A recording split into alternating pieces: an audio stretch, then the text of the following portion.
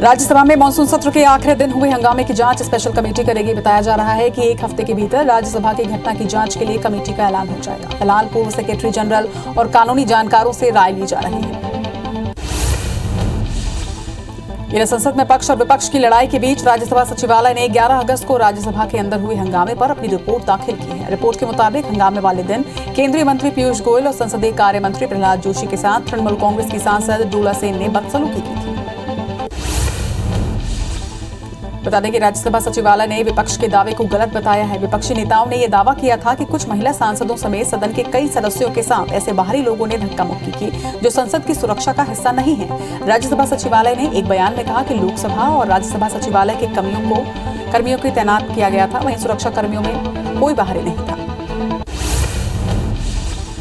राहुल गांधी ने Twitter account block किए जाने पर अपनी नाराजगी जाहिर करते हुए वीडियो जारी किया है। उन्होंने इसका ट्विटर का खतरनाक खेल टाइटल दिया है। राहुल ने कहा कि मेरा ट्विटर अकाउंट बंद कर वो राजनीतिक प्रक्रिया में दखलंदाजी कर रहे हैं। एक कंपनी हमारी राजनीति को परिभाषित करने को बिजनेस बना रही है। एक राजनीतिज्ञ के तौर पर मैं इसे पसंद नहीं करता। राहुल गांधी ने आगे कहा कि ये देश के लोकतंत्र पर हमला है। मेरे 19 से 20 मिलियन फॉलोअर हैं। आप उनसे मेरा ओपिनियन जानने का हक छीन रहे हैं। वे इस बात को गलत ठहरा रहे हैं कि ट्विटर एक न्यूट्रल प्लेटफॉर्म है। ये बेहद खतरनाक है। वहीं ट्विटर भेदभाव करने वाला प्लेटफॉर्म हो चुका है। ट्विटर के बाद अब राहुल गांधी के फेसबुक और इंस्टाग्राम अकाउंट को भी लॉक करने की मांग की गई है। केंद्रीय बाल अधिकार संरक्षण आयोग ने फेसबुक और इंस्टाग्राम को एक चिट्ठी लिखी है जिसमें यह कहा गया है कि राहुल गांधी ने रेप पीड़िता के माता पिता की पहचान बताकर पॉक्सो एक्ट का उल्लंघन किया, जिस पर सख्त कार्रवाई की जानी चाहिए। प्रधानमंत्री नरेंद्र मोदी ने आज वीडियो कॉन्फ्रेंसिंग के जरिए गुजरात में इन्वेस्टर समिट में हिस्सा लिया। इस दौरान पीएम मोदी ने नेशनल ऑटोमोबाइल स्क्रैपेज पॉलिसी की शुरुआत की। उन्होंने कहा कि ये नीति नए भारत के ऑटो सेक्टर को नई पहचान देने वाली है। देश में अनफिट वाहनों को एक वैज्ञानिक तरीके से हटाने में ये नीति बहुत अहम भूमिका निभाएगी। पीएम मोदी ने इन्वेस्टर समिट को संबोधित करते हुए कहा कि स्क्रैपिंग नीति से पूरे देश में स्क्रैप से जुड़े सेक्टर को नई ऊर्जा मिलेगी। वहीं स्क्रैपिंग से जुड़े हमारे कामगारों के जीवन में बहुत बड़ा बदलाव आएगा। संगठित क्षेत्र के दूसरे कर्मचारियों जैसे लाभ भी उनको मिल पाएंगे। पीएम मोदी ने कहा कि इस पॉलिसी से सामान्य परिवारों को हर प्रकार से बहुत फायदा होगा। पुरानी गाड़ी को स्क्रैप करने पर एक सर्टिफिकेट मिलेगा। ये सर्टिफिकेट जिसके पास होगा उसे नई गाड़ी की खरीद पर रजिस्ट्रेशन के लिए कोई पैसा नहीं देना होगा। इसके साथ ही उसे रोड टैक्स में भी कुछ छूट दी जाएगी। पीएम मोदी ने बताया कि नई स्क्रैपिंग नीति कचरे से कंचन के अभियान की सर्कुलर अव्यवस्था की एक अहम कड़ी है। ये नीति शहरों से प्रदूषण कम करने और पर्यावरण की सुरक्षा के साथ तेज विकास की हमारी प्रतिबद्धता को भी दर्शाती है। ये नीति मेटल सेक्टर में देश की आत्मनिर्भरता को नई ऊर्जा देगी। रक्षा मंत्री राजनाथ सिंह ने डीआरडीओ भवन में आजादी का अमृत महोत्सव से संबंधित रक्षा मंत्रालय के विभिन्न कार्यक्रमों की शुरुआत की। रक्षा मंत्री ने भारतीय सेना की टीम के पर्वतीय अभियान को हरी झंडी दिखाकर कार्यक्रम की शुरुआत की। ये टीम सीमावर्ती इलाकों में ध्वजारोहण करेगी।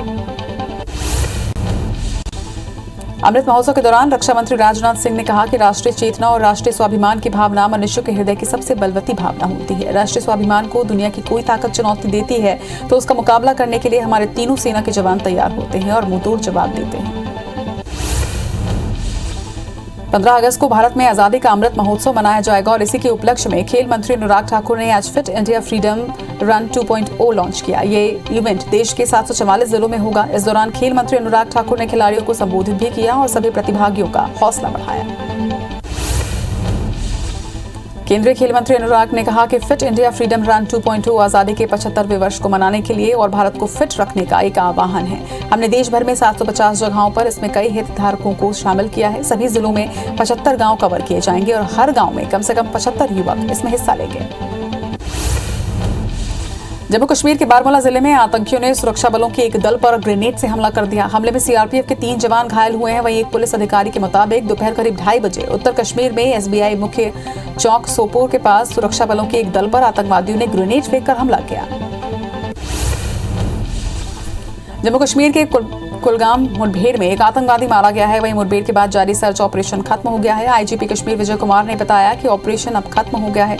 स्वतंत्रता दिवस से पहले एक बड़ा हादसा होते होते टल गया। राष्ट्रीय राजमार्ग जल्द ही यातायात के लिए खोल दिया जाएगा। पंजाब के अमृतसर के रणजीत एवेन्यू इलाके में हैंड ग्रेनेड मिला। डीसीपी क्राइम मुखविंदर सिंह भुल्लर ने बताया कि आज सवेरे सफाई के वक्त कर्मचारियों को कुछ दिखा, जिस पर शक होने पर जांच की गई तो ये पता चला कि ये ग्रेनेड है। बम डिस्पोजल टीम को बुलाकर बम को डिस्पोज किया गया। स्वतंत्रता दिवस समारोह से पहले कश्मीर में सुरक्षाओं को बढ़ा दिया गया है और सुरक्षा बल स्थिति की निगरानी के लिए ड्रोनों के इस्तेमाल समेत तकनीकी निगरानी की भी मदद ली जा रही है। अधिकारियों ने बताया कि घाटी में कई स्थानों पर वाहनों की औचक जांच और लोगों की तलाशी ली जा रही है। दिल्ली में 75वें स्वतंत्रता दिवस से पहले लाल किले पर स्वतंत्रता दिवस कार्यक्रम की फुल ड्रेस रिहर्सल की गई। 2 दिन के बाद होने वाली आजादी के जश्न की तैयारियां जोरों पर है। कोरोना काल के बीच दूसरी बार स्वतंत्रता दिवस मनाया जाएगा।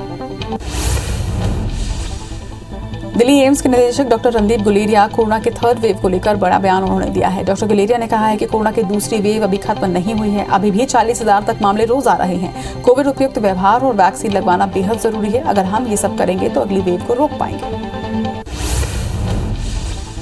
कोरोना की तीसरी लहर ने बेंगलुरु में अपनी आहट दे दी है। बेंगलुरु में पिछले 6 दिनों में 19 साल से कम उम्र के 300 बच्चे कोरोना संक्रमित मिले हैं। भारत में पहले ही ये भविष्यवाणी हो चुकी है कि कोरोना के तीसरी लहर में बच्चे सबसे अधिक प्रभावित होंगे। अब बेंगलुरु में इतनी बड़ी संख्या में बच्चों में संक्रमण मिलने से चिंताएं बढ़ गई हैं। उत्तर प्रदेश के नोएडा एक्सप्रेसवे पर ट्रैफिक जाम देखने को मिला। ये लंबा ट्रैफिक जाम काफी देर तक रहा। जाम लगने से सैकड़ों गाड़ियों के पहिए थम गए तो वहीं दूर दूर तक सैकड़ों गाड़ियां जाम की वजह से फंसी रहीं। हिमाचल प्रदेश के भूस्खलन स्थल से अब तक 16 शव बरामद हो चुके हैं। वहीं खोज और बचाव अभियान अभी भी जारी है। बता दें कि बुधवार को किन्नौर में भूस्खलन होने से बस समेत कई गाड़ियां इसकी चपेट में आ गई थी। वहीं कल प्रदेश के सीएम ने प्रभावित क्षेत्रों का हवाई सर्वेक्षण भी किया था। उत्तराखंड में पिछले कई दिनों से खराब मौसम के कारण लैंडस्लाइड की घटनाएं सामने आ रही है। इसी बीच चमोली जिले में भी पहाड़ खिसकने का वीडियो सामने आया है। चमोली में जोशीमठ बद्रीनाथ हाईवे के पास पहाड़ खिसकने लगा। इसके पहले हिमाचल के किन्नौर में भी भूस्खलन की घटना देखने को मिली थी। उत्तर प्रदेश के प्रयागराज में गंगा और यमुना नदी का जलस्तर बढ़ने से आसपास के कई इलाके जलमग्न हो गए हैं, जिससे प्रशासन ने बाढ़ प्रभावित लोगों के लिए 16 राहत शिविर लगाए हैं। प्रभावित लोगों को शिविर तक पहुंचाया जा रहा है। उत्तर प्रदेश के बनारस में गंगा का जलस्तर बढ़ने से निचले इलाकों में बाढ़ आ गई है। कई मकान यहां डूब चुके हैं। एनडीआरएफ की टीमें राहत और बचाव कार्य में लगी हुई हैं। बाढ़ में अभी भी काफी लोग फंसे हुए बताए जा रहे हैं और राहत सामग्री यहां पर पहुंचाई जा रही है। बाढ़ में फंसे लोगों को निकालने के लिए 14 से 15 नाव लगाई गई है। बारिश के चलते उत्तर प्रदेश के कई इलाकों में बाढ़ का कहर जारी है और इसी बीच हालात का जायजा लेने के लिए सूबे के मुख्यमंत्री योगी आदित्यनाथ ने प्रभावित इलाकों का हवाई सर्वेक्षण किया। सीएम योगी गाजीपुर इलाके का दौरा कर स्थिति की जानकारी भी उन्होंने ली। तुर्की में बारिश के चलते बाढ़ का कहर जारी है। यहाँ के कई इलाके जलमग्न हो चुके हैं। सड़कों पर पानी भरा हुआ है। गाड़ियां, मकान सब कुछ डूब रहे हैं। जनजीवन अस्त व्यस्त हुआ है। वहीं हजारों लोगों को रेस्क्यू किया गया। तुर्की के साउथ एरिया में बाढ़ का सबसे ज्यादा असर देखने को मिला है। अफगान सेना के लिए अब तालिबान को रोकना लगभग नामुमकिन सा होता जा रहा है। तालिबान ने दावा किया है कि उसने दक्षिणी शहर कंधार पर कब्जा कर लिया है। यह अफगानिस्तान की 34 में से 12वीं प्रांतीय राजधानी है, जिसे विद्रोहियों ने अपने हफ्ते भर में के हमले में लिया है। कंधार पूरे देश का दूसरा सबसे बड़ा शहर भी है। अमेरिकी और नाटो बलों की वापसी के साथ ही अफगानिस्तान में तालिबान का संकट काफी गहरा गया है। अफगानिस्तान में लगातार हो रहे हमलों के बीच अफगानी सेना तालिबान के आगे कमजोर दिखाई दे रही है। वहीं इस बीच काबुल में अपने कर्मचारियों की सुरक्षा के लिए अमेरिका ने उन्हें वापस बुलाने का बड़ा फैसला लिया है। राहुल गांधी का ट्विटर अकाउंट सस्पेंड होने के मामले में बीजेपी ने उन पर जमकर हमला बोला है। मध्य प्रदेश बीजेपी अध्यक्ष वीडी शर्मा ने बड़ा बयान देते हुए कहा कि राहुल गांधी को सुप्रीम कोर्ट के निर्देश नहीं पता, इसलिए लोग उन्हें मंदबुद्धि बालक कहते हैं। बाढ़ का जायजा लेने के लिए पूर्व मुख्यमंत्री दिग्विजय सिंह श्योपुर पहुंचे। उन्होंने बाढ़ प्रभावित क्षेत्रों का दौरा कर सरकार के बाढ़ राहत के उपायों को नाकाफी बताया है। इस मौके पर कार्यकारी अध्यक्ष रामनिवास रावत और विधायक बाबू जंडेल ने भी वहां मौजूद रहे। दिग्गी ने कहा कि कांग्रेस विधायक और सांसद 1-1 महीने का वेतन बाढ़ पीड़ितों के लिए देंगे। केंद्रीय मंत्री ज्योतिरादित्य सिंधिया मालवा में जन आशीर्वाद यात्रा निकालेंगे। ये यात्रा इंदौर, उज्जैन संभाग के देवास, शाजापुर, खरगोन और इंदौर पे होगी। इस यात्रा में सीएम शिवराज भी शामिल होंगे। वहीं यात्रा 17 अगस्त को देवास से शुरू होकर 19 अगस्त को इंदौर में खत्म होगी। उज्जैन में बीजेपी नेता कैलाश विजयवर्गीय ने बाबा महाकाल के दर्शन किए। इस दौरान विधायक रमेश मेंदोला भी उनके साथ मौजूद रहे। पुजारियों का कहना है कि प्रतिबंध के बाद भी उन्होंने गर्भगृह से बाबा महाकाल के दर्शन किए। इस दौरान उन्हें अंदर जाने से रोका, जिसे लेकर पुजारियों ने जमकर हंगामा भी किया। 17 अगस्त को बीजेपी किसानों की परेशानी को लेकर प्रदेश सरकार के खिलाफ धरना प्रदर्शन करेगी। सरकार के खिलाफ प्रदेश के सभी जिला मुख्यालयों में धरना प्रदर्शन किया जाएगा। इस दौरान बीजेपी बिजली दरों में वृद्धि को लेकर भी सरकार को घेरेगी। बेमेतरा जिले में बिजली कटौती और आवारा पशुओं से परेशान ग्रामीण प्रदर्शन कर रहे हैं। ग्रामीणों का कहना है कि 15 दिन पहले कलेक्टर को ज्ञापन सौंपकर अल्टीमेटम दिया था, लेकिन उनकी परेशानी नहीं सुनी गई। वहीं पुलिस प्रशासन और बिजली कंपनी के अधिकारी मौके पर मौजूद हैं, जो ग्रामीणों को समझाने की कोशिश कर रहे हैं।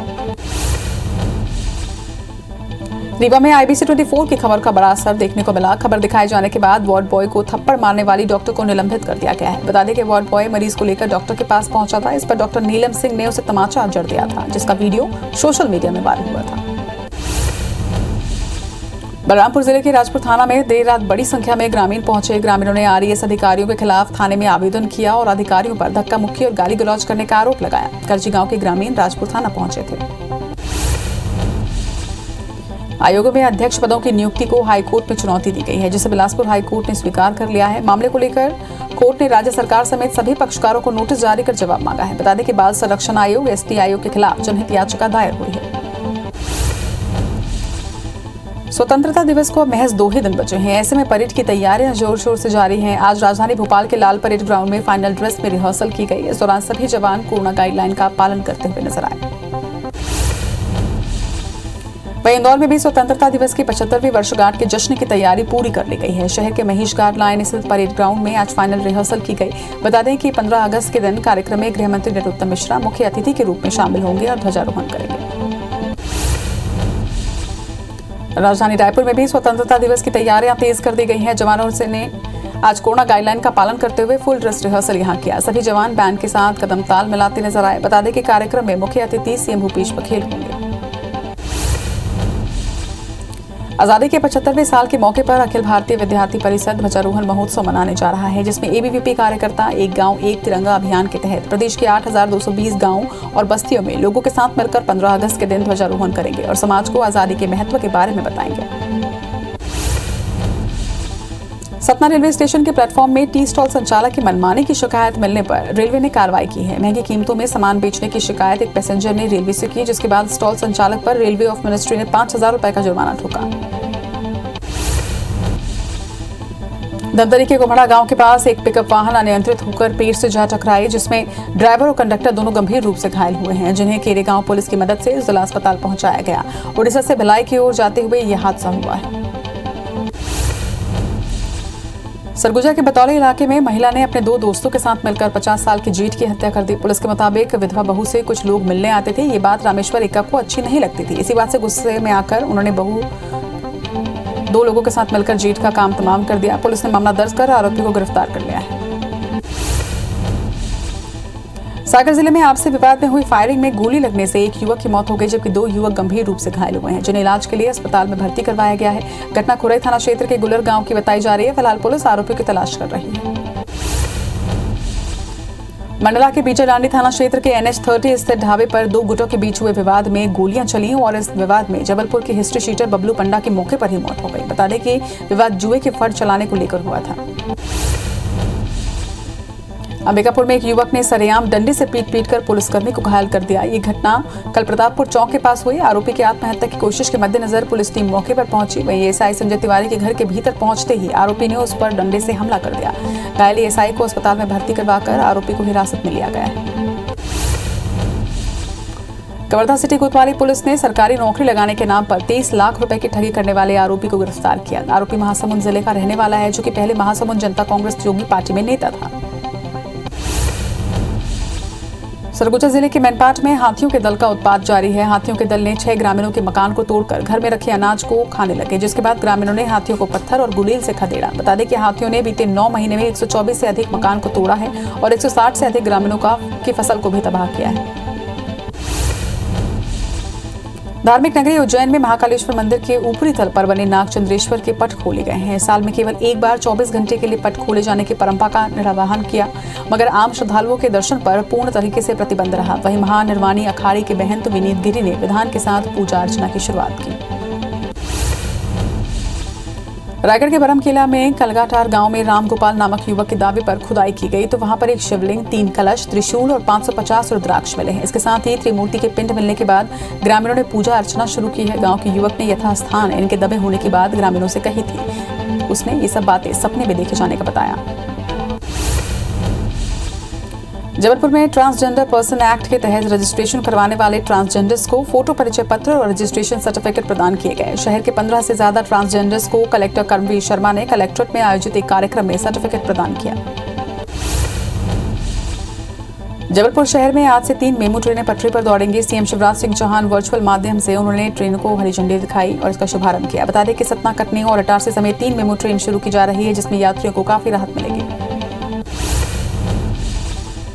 इंदौर में डेल्टा वेरिएंट के 2 नए केस सामने आए। हालांकि दोनों की स्थिति बेहतर है और कोरोना रिपोर्ट भी नेगेटिव आ चुकी है। वहीं एक्टिव मरीजों की संख्या 15 बनी हुई है। वहीं आज भी 11 सैंपल जांच के लिए दिल्ली लैब में भेजे जाएंगे। एमजे मेडिकल कॉलेज हर महीने 15 तारीख तक जीनोम सीक्वेंसिंग के लिए सैंपल भेज रहा है।